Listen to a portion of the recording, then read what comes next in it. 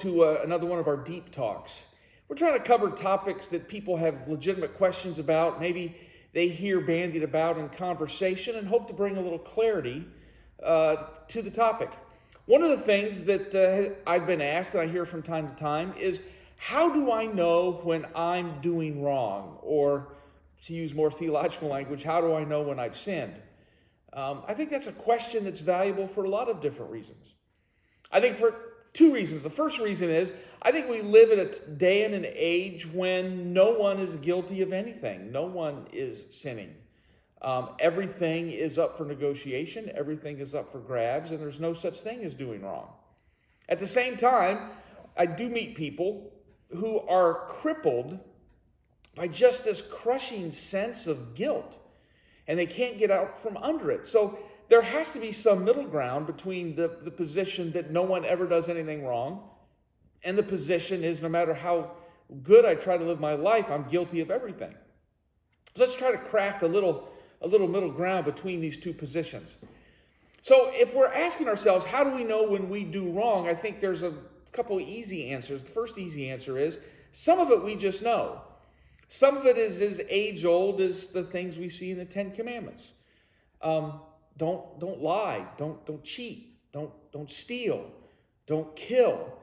Don't spend your life desiring the things that other people have. Those things we all know. And we know, and sometimes we try to excuse ourselves, and we have reasons, and he started it, or she started it, or, well, she said this about me, so I'm going to say that about him. All those things. But I think most of us don't live there. I think the second guidance is that the New Testament takes us and brings us in a little different path. And that path is really talked about in two very simple commands. First, love your neighbor as yourself. And the second one is, as you would want done to yourself, that's what you need to do to others. It's kind of the golden rule.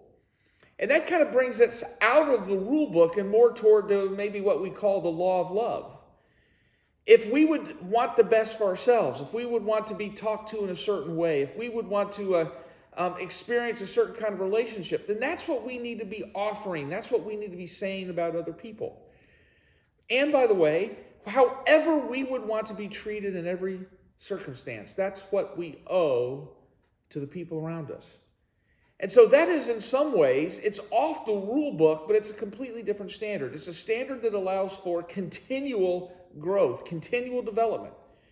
I think all of us have been in a situation where it's just been one of those days. You're having a headache, and it was a bad day at work, and the guy in the cubicle next to you just dumped a bunch of stuff on your desk, and on the way home you stopped at the grocery store, and the clerk maybe ignored you or asked this maybe not the smartest question, and you responded in kind, and you got home and went, wow, I wish I'd done that differently.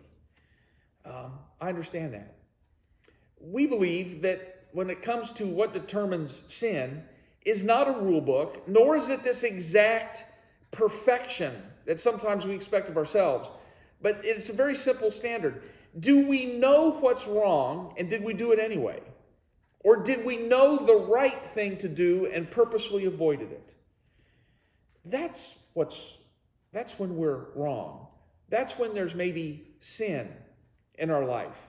It's a different standard than sometimes the people who are crushed by guilt, who think any imperfection is an example of their unworthiness. Well, we'll never get out of that part of life. We'll always be exposed to imperfections. We'll always be uncovering dead parts of us.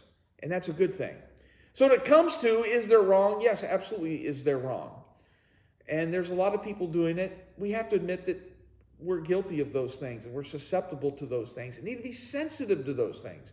So when they crop up, we can deal with it and move on. Ask for forgiveness. God, help me do better. Help me be more sensitive, more self-aware. In fact, if there's one quality that's sorely lacking today, it's self-awareness.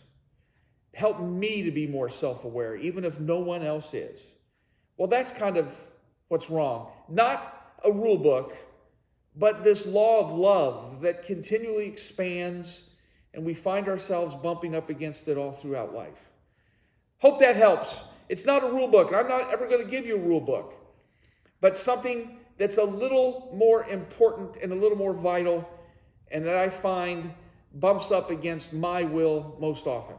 So come back, join us as we continue to talk about these deep topics that maybe impact our life. Thanks for joining us. Like us, subscribe at the bottom, and share with a friend if they're asking a question like this. That's what these are for.